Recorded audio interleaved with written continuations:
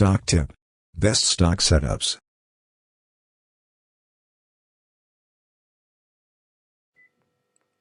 Hi, and welcome to a new episode of Stock Tip Daily Update with me, Untitled. Today's markets were a little disappointing because our technical bounce got a little wobbly. Actually, the technical bounce struggled the whole day, and in the end, it showed a little strength, just enough for me to cash in on some other profits. I still have something in the game. And if all goes well, we may still see the continuation of this upwards bounce tomorrow or tomorrow and the day after tomorrow. But at the moment, it doesn't look all that good. This is starting looking like a mother bar, and it's like an inside candle, but an inside candle with huge volume. So I won't think of it just as an inside candle. Furthermore, the goal was to reach the 9-day moving average and to take the next portion of our profits here. But since we are stationary, the 9-day moving average and the 20-day moving average are coming our way, and this will reduce our possibility to take a big check. Am I worried that the bounce is not going to hold up? I am a little worried. That I might get stopped tomorrow. If that happens, I just wish I wouldn't get stopped with a huge gap.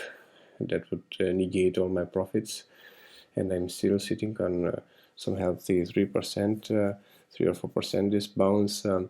But if you take a look at it carefully, if we go to the last major correction here or crash, you see here we've had a bounce, bad day and another good day, and then continuation of the downfall. I think something like this may happen. I'm not sure, but I think something like this may happen. You take a look here. Down, try to make it bigger, red, a huge green one, and the next one is red. Sadly, the low of this candle is still beneath the lowest point of the preceding green candle, so that would mean we would get stopped here, and then a continuation of the bounce. The same can be seen here. Green, red, green. So I don't know what's going to happen tomorrow. We will just have to wait patiently and see. But seeing how the markets went today, and that's the same here in the Qs, it wasn't that tragic actually. They got a little worse the post-market, but the real data, the real intraday data is here, and this is how it looks. And also here in the SPY still looks pretty wobbly, and if you take into account the post-market movement, and it's definitely not optimistic for a nice rebound, for some nice profits here during the bounce. The IVM is looking a little better, but still a bad day overall. If you take a look at what happened intraday, we've had a sideways move. We've started with a gap down, a huge gap down from here to here, a huge gap down. My stop was at 25.5. Where is it? 25.5 here. Here was my stop, and I almost got stopped here. For a moment there I thought I would get stopped, but I would like to remember you, yesterday I've already taken some profits here. Seeing how my initial entry, one of my initial entries was here and one here, this would have been plus minus 0 for me, more or less. So I was happy to see this consolidation phase and the new breakout. As soon as we touched the high from yesterday, I've taken some more profits. and I still have, I think, 2/3 of my positions open in the Russell, in the S&P 500, and in the Nasdaq. I wasn't very happy to see a strong pullback here.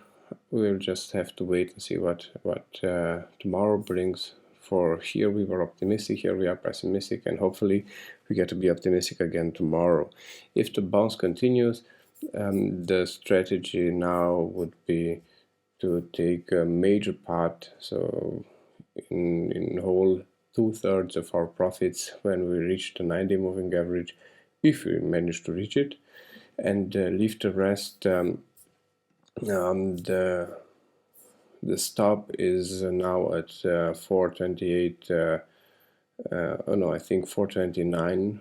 429. There's the stop, and you see there. That's some post-market movement. I think some big investors are trying to cash in there. That's some pretty hefty movement there. And this is going on for almost an hour now. The Nasdaq, I've also pulled the stop here. And I've also taken profit here. And in the IVM, I actually got closed. For my stop was here, and I've got closed today as we've reached this point. Yesterday I've also taken profits here, so this was a plus trade, not a disappointing trade. And as soon as we've broken out, I've managed to reopen the position with a new stop here at 195.6, I think, or 0.7. And as we've reached the top, 201.5, I've taken, I think I've taken a third of the position with me. A third of the position, yes, a little more than a third. I think 40%. I've taken 40% out, and sadly the stop still remains here, but I'm not unhappy with that. So here, like, the strategy for the SPY would be to take a good chunk of profits as soon as we reach a 90 moving average. Perhaps tomorrow it will be a deck lower, so 445, I hope not too low, and if we reach it, and to leave the rest of the position in the hope that we do manage to reach the 20, or who knows, even more. The same, I would say, the same in the Nasdaq. I had hopes that we would reach at least 356. Almost got there. No, almost got there. So this was not my goal yesterday, but we have to adapt to the new market situation, to the new charts, to the new technical analysis here. So the same, a huge chunk of the profits will be taken here if we manage, and we leave the rest running until we reach the 20-day moving average or higher, if we reach it. And in the IVM, I think the 90 moving average is no option. Here the target would be the 20-day moving average for the next profits, if this opportunity arises.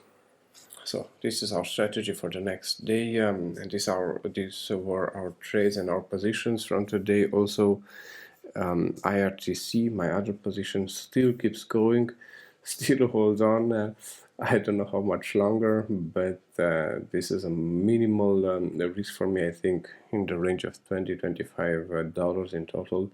So this is a child's play here, and I would hate to see it go, because the upside is huge.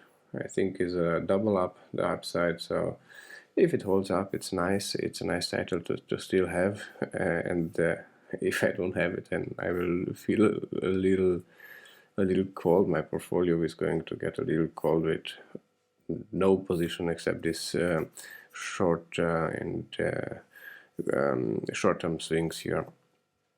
Okay, let's see how the rest of the market did. Apple. Or should we go with Euro US dollar? Yes, I think we can continue to with Euro US dollar.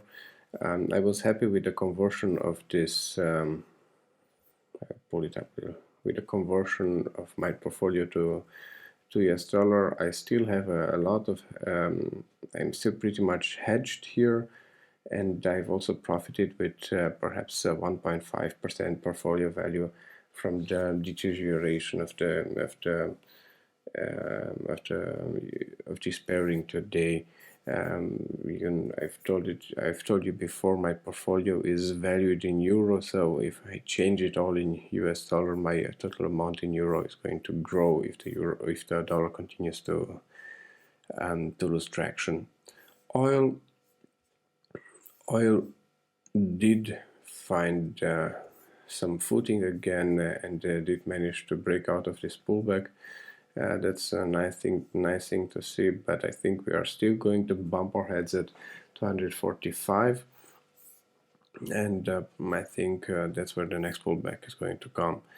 Gold also managed a breakout today after this wonderful consolidation, and we managed to close above the resistance line. Now it's become a support line, and I think a nice stop, considering this is gold, considering we've talked about it yesterday, considering the volatility we have in the precious metals. Just take a look at all these gaps here. I think the next stop would be at minimum 170, if not this whole position, so 168. So you know my stand on precious metals. I avoid them exactly because of these major gaps here and their destructive power. If you do like investing in gold or silver, just take care and be sure to leave this trade enough room to develop.